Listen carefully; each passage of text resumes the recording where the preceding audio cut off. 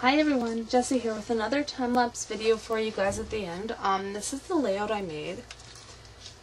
It is for the Once Upon a Sketch and the case file. They're doing like September together jointly, so this is for the second challenge. So it was use red, blue, gray, black, and white. So I have all of those colors here. I have the white, and there's gray, black, red, blue, yeah. I used one piece of pattern paper in this layout, and it's an old Fancy Pants from 2010. It's from Roadshow, and it's the textiles. The item number is 164. So I needed to use the colors from the scheme, which are here. It's based upon the sketch.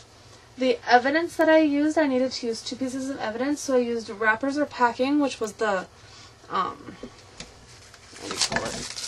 The bubble wrap, you know, to do the stamping with. And then I also used a book page, which is actually way back in here, tucked underneath, completely covered in sprays, almost unrecognizable, but I like it still.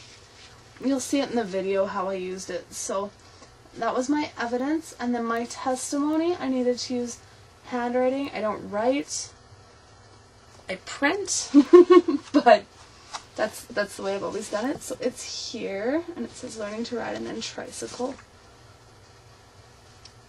The colors that I used was I used 3 of the flat Fabios. So I used ruby red slippers and Toto's Tornado Black from the Halloween The Wizard of Oz set.